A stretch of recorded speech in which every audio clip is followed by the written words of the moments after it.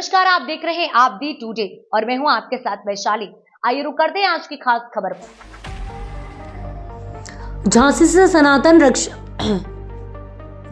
सनातन रक्षा यात्रा का आयोजन, बांग्लादेश और धार्मिक मुद्दों पर उठेगी आवाज। झांसी में सनातन संस्कृति संघ के अध्यक्ष हरिप्रिया भार्गव ने सोमवार को आयोजित एक पत्रकार वार्ता के दौरान जानकारी दी कि सनातन रक्षा यात्रा का आयोजन किया जा रहा है। इस यात्रा को 18 दिसंबर 2024 से शुरू होकर 22 दिसंबर 2024 तक चलेगी। यात्रा का मुख्य उद्देश्य हिंदू सनातनियों की रक्षा, गौ माता की सुरक्षा, हिंदू मंदिरों की रक्षा और मां गंगा की स्वच्छता और सुरक्षा सुनिश्चित करना है। यात्रा का उद्देश्य और मांगे, बांग्लादेश में हिंदू सनातनियों और बौद्धों पर हो रहे अत्याचारों को रोकने के लिए प्रभावी कदम उठाने की मांग, गौ माता की हत्या पर रोक लगाने और उनकी सुरक्षा के लिए कठोर कानून बनाए जाने की आवश्यकता, मां गंगा की स्वच्छता और सुरक्षा के लिए विशेष अभियान चलाने और उसे प्रदूषण मुक्त करने की मांग, हिंदू मंदिरों की रक्षा और सनातन संस्कृति के संरक्षण के लिए सरकार का सहयोग। यात्रा का मार्ग और प्रमुख पड़ाव झांसी से यह यात्रा शुरू होगी। इसके बाद यात्रा जालौन, कानपुर, उन्नाव होते हुए लखनऊ पहुंचेगी। लखनऊ में यात्रा के दौरान राज्यपाल को ज्ञापन सौंपा जाएगा जिसमें उक्त सभी मांगों का जिक्र किया होगा। आपको जैसे अवगति होगा कि हमने 29 नवंबर को सनातन एकता यात्रा का आयोजन किया था और जो बहुत ही अच्छी तरह से सफल रही। सभी सनातनी बहन भाइयों का हमें भरपूर सहयोग मिला, उनका प्यार मिला, सभी साधु संतों का आशीर्वाद मिला और बहुत ही अच्छी तरह से वो यात्रा संपन्न हुई। अब हम सनातन रक्षा यात्रा का आयोजन कर रहे हैं जो 18 दिसंबर को यहाँ से झांसी से निकलेगी और हो रही कानपुर होते हुए लखनऊ पहुँचेगी, जहाँ पर हम महामहिम को अपना एक प्रस्ताव देंगे और उसके बाद सभी लोग अयोध्या रामलला के दर्शन करने के लिए जाएंगे और यात्रा का समापन वहाँ होगा। ये हमारी यात्रा का पूरा उद्देश्य है। जैसा कि आप पहले भी जानते हैं कि हमने सनातन का अर्थ बताते हुए ये कहा था कि सब सनातनी परंपरा के जो 4 धर्म हैं, वैदिक, जैन, बौद्ध और सिख, वो सभी सनातनी ही हैं और ये जागरूकता लोगों में बहुत ही अच्छी तरह से अभी आई है, क्योंकि हमें सभी साधु संतों का और सभी धर्म के गुरुओं का, साधु भगवंत का हमें आशीर्वाद और सहयोग मिला है और उन्होंने ये जो सच है सनातन धर्म के बारे में, वो अपने अपने सभी मठों में, अपने आश्रमों में, अपने लोगों में, अपने प्रवचन में सब तक पहुंचाया है। और इस बात की हमें बेहद खुशी है कि अभी वास्तविकता में लोग समझ पाए हैं कि सनातन का मतलब क्या है। पहले सिर्फ हिंदुओं को ही सनातनी समझा जाता था और जाति के भेद को ही लेकर के सारे लोग जागरूकता लाने की कोशिश करते थे, लेकिन अभी लोगों को समझ में आया है कि सनातन का अर्थ ये चारों परंपराओं के धर्म हैं और हमें अपनी जाति और वर्ण और धर्म इन तीनों से ऊपर उठकर एक साथ होना है। इसमें कोई आपत्ति नहीं है कि कोई धर्म का जो परंपरा है उसकी विशेष वो मानी जाए। सभी लोग अपनी परंपराओं को, अपने धर्मों को, अपनी संस्कृति को अपने तरीके से मान सकते हैं, लेकिन जब एक होने की बात आती है तो सभी सनातनी बहन भाई एक है। ये बात सबको अब समझ में धीरे धीरे आ रही है और जिस प्रकार से हमें सहयोग मिल रहा है तो हमें इस बात का एहसास हो रहा है कि लोग जागरूक भी हो रहे हैं और एकजुट भी हो रहे हैं। पूरी यात्रा का प्रारूप क्या रहेगा, स्वरूप क्या रहेगा? स्वरूप है यहाँ से 18 तारीख को बसों के माध्यम से और गाड़ियों के, बाइक के माध्यम से जो भी सनातनी बहन भाई हमारे साथ जुड़े हैं, वो आना चाहते हैं, वो सभी एक साथ यहाँ से निकलेंगे। यात्रा का शुभारंभ होगा। ईश्वर का आशीर्वाद लेके, साधु संतों का सहयोग आशीर्वाद लेके यात्रा सुबह प्रारंभ होगी और वो शाम तक कानपुर पहुंच जाएगी उरई होते हुए। उरई में भी हमारे कुछ लोग हैं जो जुड़ना चाहते हैं, कुछ बसेस हैं जिसमें लोग हैं, वो साथ में जुड़ जाएंगे और सब लोग मिलके कानपुर पहुंचेंगे। शाम को वहाँ माँ गंगा की आरती है, भगवान का पूजन है, प्रसाद है और सभी के लिए भंडारा है। उसके बाद वहाँ रात्रि विश्राम कर शुभारंभ करेगा जो यात्रा को। आप ऐसा है कि ये कार्यक्रम में केवल एक ही अतिथि है और मुख्य अतिथि है और वो है सनातन रक्षा यात्रा की भावना लेकर जो भी इंसान सनातनी साथ में आ रहा है और इस बात की जागरूकता के लिए साथ में जुड़ रहा है और अपना सहयोग, समय जीवन में सबसे महत्वपूर्ण समय है। हमारे साधु संतों ने भी, गुरुओं ने भी हमें बताया है कि जीवन में आप अपना समय उसी को दीजिए जिसे आपके समय की कद्र हो, और वो समय हमेशा से मानव कल्याण के लिए हो, धर्म की रक्षा के लिए हो, तो और भी ज्यादा ये सोने पे सुहागा है। तो जो जो सनातनी बहन भाई हमारे साथ आ रहे हैं, वो प्रत्येक हमारे लिए मुख्य अतिथि है और अतिथि है। अभी तक कितने लोगों का रजिस्ट्रेशन हो चुका है? 2000 से ज्यादा लोगों का हो चुका है, और कानपुर और उरई से भी कुछ बसें हैं, कुछ लोग हैं जो हमारे साथ जुड़ जाएंगे। हरप्रिया जी, अभी आपने 29 तारीख जैसे आपने बताया कि सनातनी एकता यात्रा आपने आयोजित, अब लगभग 15 दिन होने को है, तो अब इसका नाम बदल के सनातन रक्षा यात्रा है। तो क्या 15 दिन में सनातन एकता की अब आवश्यकता नहीं है, ये सनातन रक्षा की आवश्यकता है? इसको नाम क्यों बदला गया? क्योंकि अगर एकता होगी, जैसा कि कहा जा रहा है कि एक रहेंगे तो सेफ रहेंगे, एक स्लोगन मोदी जी भी दे रहे हैं और चल रहा है जी। तो अगर एकता रहेगी तो ऑलरेडी हम सेफ हो जाएंगे, लेकिन आपने वो एकता की जगह अब सेफ कर दिया है सनातन रक्षा यात्रा। इसको लेकर के क्यों बदला गया नाम? मैं आपको इसका अर्थ बताती हूँ कि हमने ऐसा क्यों किया है। सनातन एकता यात्रा का हमारा पहला कदम था, वो पहली सीढ़ी थी जो हम अपने सनातनी बहन भाइयों तक अपनी भावनाएं और अपना सही संदेश देना चाहते थे। आप सभी जानते हैं कि इस तरह की यात्रा का आयोजन हो, लोगों को उससे जोड़ा जाए, अवेयर कराया जाए अपने धर्म के प्रति, तो ज्यादातर लोगों को ये लगता है कि इसके पीछे कोई राजनीतिक कारण है या तो राजनीतिक उद्देश्य है। तो हमारे पहले कदम और पहले प्रयास में हमने ये बताया लोगों को कि ऐसा कोई भी कारण नहीं है, ना ही कोई राजनीतिक उद्देश्य है, ये केवल और केवल धार्मिक है, और ये हमारा प्रयास है। हमने जो ये संघ बनाया है और सबको इससे जोड़ा है, तो हम सब मिलकर एक साथ कोशिश कर रहे हैं, क्योंकि आप सब जानते हैं अलग अलग कोशिश करते हैं तो उसका प्रभाव उतना नहीं होता है, सब मिलके करते हैं तो उसका रिजल्ट आता है, प्रभावशाली होता है। दूसरा, एकता यात्रा और रक्षा यात्रा का अर्थ बताती हूँ।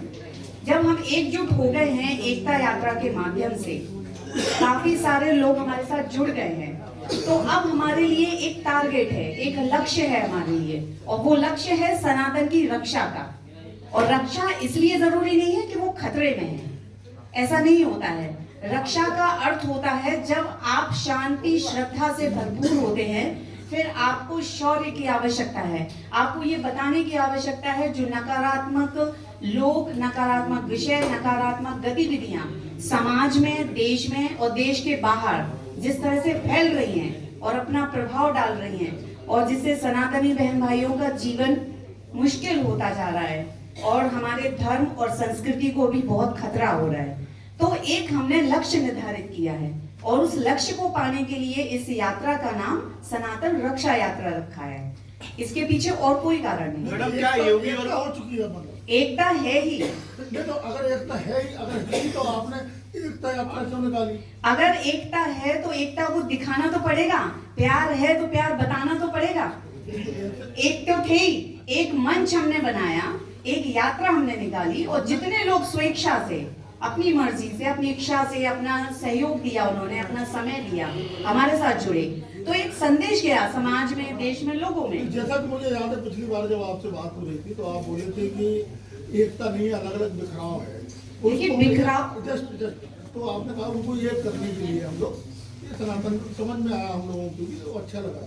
लेकिन हम आप कह रहे हैं 15 दिन में हम एक है ही और एक हो गए हैं, और उसकी जरूरत नहीं है, अब रक्षा की जरूरत है। तो क्या 15 दिन में इतना बड़ा कब हो गया? नहीं, 15 दिन को आप मत गिनिए, आप परिस्थितियों को देखिए। आज की जो परिस्थिति चल रही है देश में और देश के बाहर, बांग्लादेश में आप देख रहे हैं सनातनी बहन भाइयों के साथ क्या हो रहा है, कितना नरसंहार हो रहा है, और धार्मिक स्थलों का हर चीज का विध्वंस हो रहा है। तो रक्षा यात्रा हम ये 15 दिन के बाद भी निकाल सकते थे, लेकिन जरूरत होती है, आज जरूरत है इस बात की कि ये संदेश, ये बात, ये सरकार तक, और सरकार के महामहिम राष्ट्रपति तक, प्रधानमंत्री तक, हमारे मुख्यमंत्री, सब तक ये बात पहुंचे, और वो बात पहुंचाने के लिए हम सब मिलकर इस यात्रा को कर रहे हैं। सबको पता है बांग्लादेश में क्या हो रहा है, बिल्कुल पता है, लेकिन ये हमारी तरफ से भी एक अनुरोध है। मैडम, जो बांग्लादेश में सनातन संस्कृति पे अगर हमला हो रहा है, हिंदू भाई बहनों के ऊपर हमला हो रहा है, और रक्षा यात्रा अगर हम यहाँ निकाल रहे हैं, तो हम क्या बताना चाह रहे हैं, क्या मैसेज देना चाह रहे हैं? हम बांग्लादेश में तो निकाल नहीं रहे। दूसरा जो अभी हमारे भाई ने कहा कि एकता और रक्षा दोनों चीजें हैं, जब आदमी एक हो जाता है तो वैसे भी उसके ऊपर संकट नहीं आता, उसमें रक्षा की जरूरत है ही नहीं, फिर भी आप रक्षा यात्रा निकाल रहे हो। और जैसा अभी बाबूजी बता रहे थे कि इस देश में धर्म के नाम पे, सनातन के नाम पे, सत्ता के लिए ये सब हो रहा है, तो जिम्मेदार आखिर है कौन? हम और आप है, सरकार है, या वो लोग हैं जो सनातन का झंडा उठाए, जो आज हमें ये स्थिति पैदा हो गई? आपका सवाल क्या है, जिम्मेदार कौन है या फिर हम रक्षा यात्रा क्यों निकाल रहे हैं? दोनों ही सवाल मान लीजिए, दोनों ही सवाल है। तो मैं रक्षा अगर यात्रा का पहले ही जवाब दे चुकी हूँ कि रक्षा यात्रा क्यों निकाल रहे हैं, लेकिन एक हो गए तो सेफ हो गए, ये बात में कोई दोहराए नहीं है। एक है तो सेफ ही है, जब संगठन होता है तो सेफ है, उसमें भी दोहरा नहीं है। दूसरा मकसद ये है कि जिस तरह से वर्तमान में परिस्थिति बांग्लादेश में चल रही है, तो आप कह रहे हैं ये यात्रा बांग्लादेश में क्यों नहीं निकाल रहे हैं? पहले हम अपने देश में तो निकाल लें, अपनी सरकार को, अपने महामहिम राष्ट्रपति को, प्रधानमंत्री को, उन तक ये प्रस्ताव दें। ये हमारी तरफ से एक अनुरोध है, एक निवेदन है। अब इसका मतलब ये नहीं है कि और लोग निवेदन कर रहे हैं, सरकार पहले से जानती है, पहले से ही अंतरराष्ट्रीय डिप्लोमेसी चल रही है, वो सरकार पहले से ही अग्रसर है, कर ही रहे हैं।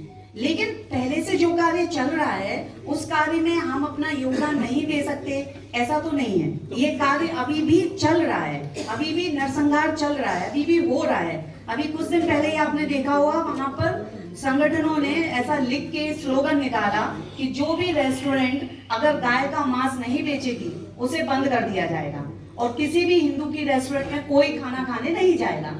तो जिस तरह से ये गौ हत्या का सरेआम वो ऐलान कर रहे हैं, तो ये हमारा फर्ज है कि हम मिल करके, एकजुट होकर के इस बारे में अपनी आवाज सरकार तक पहुंचाएं। मैडम क्या माने, मैडम बांग्लादेश को देखते हुए आपने नाम बदल दिया, बस बात खत्म। नहीं, बांग्लादेश को देखते नहीं, वो वर्तमान परिस्थिति है। रक्षा यात्रा तो यहाँ भी हमेशा जरूरी ही है, क्योंकि जो परिणाम आज बांग्लादेश में है, अगर हम एकजुट नहीं हुए, हम जागरूक नहीं हुए, हम साथ नहीं हुए और हम एक दूसरे से ही सवाल पूछते रहे, तो ये हालात बांग्लादेश के बाद हिंदुस्तान में भी बहुत जल्दी हो सकते हैं। क्या माने तो मोदी और योगी सनातन की रक्षा करने में नाकामयाब हैं, इसलिए आपको ऐसी यात्राएं निकालनी पड़ रही हैं। मुझे आप एक बात बताइए कि मोदी जी, प्रधानमंत्री मोदी जी और मुख्यमंत्री योगी जी, ये दोनों ही हमारे देश के गणमान्य व्यक्ति हैं, हमारे सरकार में पदस्थ हैं, वो काम कर रहे हैं। लेकिन आप मुझे उनसे संबंधित सवाल पूछे तो मेरे पास कोई जवाब नहीं है। आप मुझे ये बताइए, मैडम आप रक्षा यात्रा सरकार, आप राष्ट्रपति को ज्ञापन दे रही हैं, बिल्कुल, ये राज्यपाल को, उसको ऐसा यही माना जाए ना कि वो सनातनियों की रक्षा करने में नाकामयाब है? नहीं, ये नाकामयाबी सनातन रक्षा यात्रा जो हम 18 दिसंबर को निकाल रहे हैं उसके बारे में है, और इस रक्षा यात्रा का मकसद उद्देश्य एक ही है कि बांग्लादेश में हो रहे अभी नरसंहार हिंदू सनातनी बहन भाइयों पर और सभी जैन, बौद्ध, सिख पर वो रोके जाएं, सरकार अपना कदम उठाए और अपना पक्ष रखे। दूसरा, गाय की हत्या रोकी जाए, हमारे मंदिरों, जिनालय, गुरुद्वारे, इन सबों की रक्षा की जाए। इसी उद्देश्य को लेकर के 18 दिसंबर को ये यात्रा यहाँ से निकल के उरई, कानपुर होते हुए लखनऊ जाएगी। वहाँ माहिम में अपने राज्यपाल को अपना ज्ञापन देंगे। उसके बाद सभी साधु संतों के साथ सभी लोग अयोध्या जाएंगे। वहाँ रामलला की हमने दर्शन का और सामूहिक मंत्रोच्चार और पूजा का व्यवस्था की है, जहाँ जाकर के हम सब प्रार्थना करेंगे कि इसमें, क्योंकि हम सनातन धर्म हमेशा से मानता है कि ईश्वर की शक्ति सर्वोपरि है, तो हम सब अपना ज्ञापन देने के बाद, सरकार को अपनी बात कहने के बाद, आध्यात्मिक दृष्टि से सभी साधु संतों के सहयोग आशीर्वाद से रामलला को प्रार्थना करेंगे कि वो बांग्लादेश में हो रहे अत्याचारों को रोकें और सभी सनातनी बहन भाइयों को रक्षा करें, उन पर कृपा करें। किन मांगों को लेकर ज्ञापन दिया जा रहा है? 3 मांगे हैं, जिसमें कि सनातनी बहन भाई बांग्लादेश में जो नरसंहार है उसको रोका जाए, गौ हत्या के लिए जो वहाँ पर सरेआम हो रहा है ऐलान, उसको रोका जाए, हमारे मंदिर, गुरुद्वारे, जिनालय, इन सबको, इनकी रक्षा की जाए, सुरक्षा की जाए।